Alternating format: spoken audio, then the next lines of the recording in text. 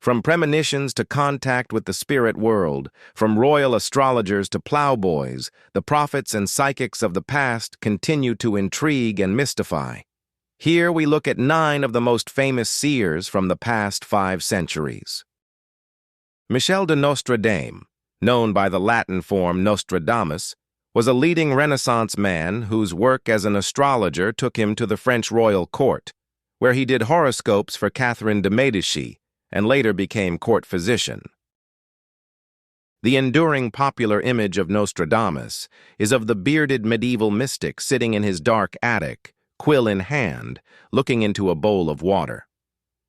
Here the Frenchman foresaw some of the great events of history, including the rise of Napoleon and the fall of the Berlin Wall in 1989. One prophecy from his 1555 book Les Prophéties reads, according to one translation, "In the mountains of Austria near the Rhine, there will be born of simple parents." And then in another quatrain it says, "The greatest part of the battlefield will be against Hister." This has been interpreted by some to refer to Adolf Hitler. In fact, Hister is another name for the lower Danube. The Hitler interpretation was made by writer Erika Cheetham, 1939-1998, and despite being heavily disputed by scholars has continued to hold sway in the popular imagination. In 1983, French scholars published a wealth of the private correspondence of Nostradamus and demonstrated that most of the prophecies of Nostradamus that have been espoused in the modern era are either misinterpretations or outright fabrications. Known as the Cheshire Prophet, Robert Nixon was born into a poor farming family in 1467. Withdrawn and virtually mute, today there would be a much kinder diagnosis, but in the 15th century, Robert was the village idiot. One day the young man spoke up and eerily pointed at an ox, predicting its imminent death. Shocked farm hands then watched the animal keel over and expire in front of them. Powerful seer or budding vet? The local dignitaries, farmers, and Nixon's family were intrigued and baffled in equal measure. One night, Nixon regaled drinkers in a local tavern with all the forthcoming events he had seen in a vision in the sky, such as the rise of Oliver Cromwell and the French Revolution. Probably Nixon's most famous prophecy concerned King James II. The Cheshire Prophet declared in the pub, "When a raven shall build its nest in a stone lion's mouth on top of a church in Cheshire, a king of England shall be driven out of his kingdom to return nevermore." 200 years later, in 1688, a raven did reputedly build a nest in a gargoyle on top of a Cheshire church, the day before James II was dethroned and exiled to France, where he died. Nixon even allegedly predicted his own torturous death, dying of thirst and starvation, which occurred after he was locked inside a wooden chest and forgotten about while a guest of King Henry VII. By the mid-1520s, word was spreading throughout England of a wondrous Benedictine nun named Elizabeth Barton, 1506-1534. Her miracles, revelations, and prophecies earned her nicknames such as the Holy Maid of Kent. By the early 1530s, Sister Barton was popular and influential.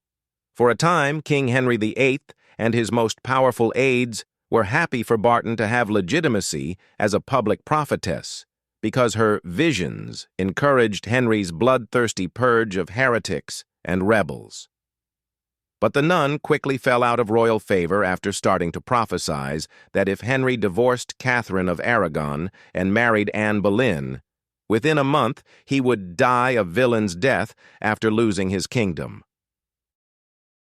Sister Elizabeth Barton was executed on 20th of April 1534, along with 5 of her key allies. In January of that year, Sister Elizabeth had been attainted, being not just condemned to death but also stripped of lands and titles, for being a false prophet that had conspired to topple the king. William Lilly, 1602–1681, a farmer's son from Leicestershire, walked to London at the age of 18 to seek fame and fortune. In 1647, he published his Christian Astrology, considered one of the most important works in Western astrology. His 36 almanacs contained all manner of prophecies and predictions. In his 1651 book, Monarchy or No Monarchy, Lilly drew pictures that appeared to accurately predict the coming Great Fire of London of 1666, which destroyed 2/3 of the capital. After the big blaze, these pictures were interpreted as an accurate forecast, and Lilly was hauled before an investigative committee, accused of starting the inferno himself. He ended his days rather peacefully for a prophet, dying at the grand old age of 79. Kenneth Mackenzie was no ordinary farm laborer. Known as the Brahman seer, or Coinich Odhar, Dark Kenneth in Scottish Gaelic, he was believed to have been born on the Isle of Lewis in Scotland in the early 17th century. After acquiring a reputation as a local seer, he was taken on as a resident prophet by the lords of the Brahman estate near Dingwall on the Scottish mainland. Around 6 miles east of Inverness is Drumrossie Moor, site of the famous 1746 Battle of Culloden, where Charles Stuart's Jacobite army was decimated by government forces under the Duke of Cumberland. In 1630, Kenneth Mackenzie was said to have been walking across Drumrossie Moor when he suddenly went into a fervor, crying, "O Drumrossie, thy bleak moor shall, ere many generations have passed away, be stained with the best blood of the Highlands. Glad I am that I will not see the day. Heads will be lopped off by the score, and no mercy shall be shown." Over a century later, Cumberland earned the nickname Butcher by showing no mercy.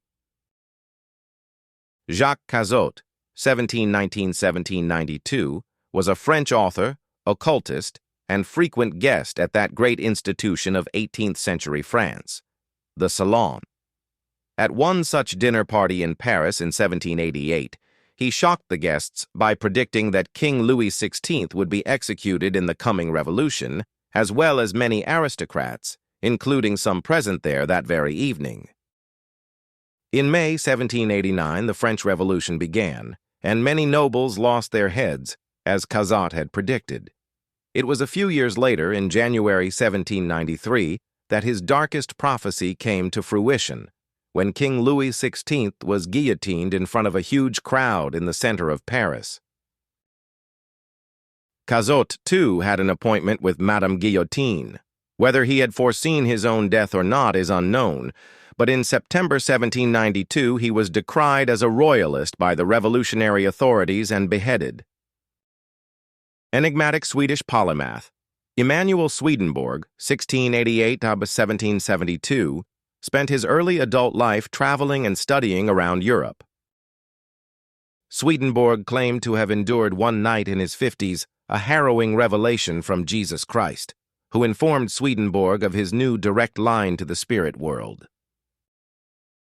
Swedenborg went on to make many psychic revelations, including seeing the disastrous Stockholm fire of 1759 happening while at a dinner party in Gothenburg, 250 miles away. His most prophecy, however, concerned his own death. In 1772, he wrote to John Wesley, the founder of the Methodist Church, and asked to meet with him. When Wesley offered to meet him several weeks after that date, Swedenborg replied that he would be joining the world of spirits on 29th of March.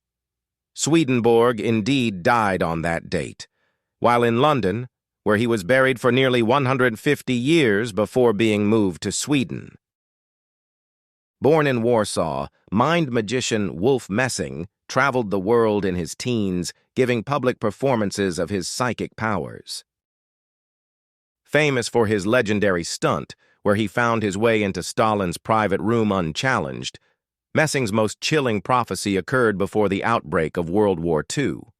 In a packed Warsaw theater, he told the eager audience that, if Hitler goes to war against the East, his death awaits him. He was also reputed to have predicted when the war would begin, being out by just a month, and even apparently told Stalin in the early years of the war that he had had a vision of Soviet tanks entering Berlin. Was Messing a gifted psychic or simply a lucky guesser with a good grasp of history and international relations? American astrologer Jean Dixon claimed that as a young girl, a fortune teller in a covered wagon told her that she would become a famous psychic. A prolific predictor, Dixon was dubbed the national seer by the press. As early as 1952, she predicted that a blue-eyed Democrat would be in the White House in 1960 and would be assassinated or die in office. This does accurately describe iconic U.S. President John F. Kennedy apart from his eyes, which were greenish-gray. She later claimed that she would even envision part of the killer's name and that she had pleaded with the president not to go to Dallas on that fateful trip. Critics have pointed out that just before Kennedy won in 1960, Dixon changed her mind and backed Nixon to win, and that she got many predictions wrong, publicizing the occasional forecasts she got right years after the prophecy.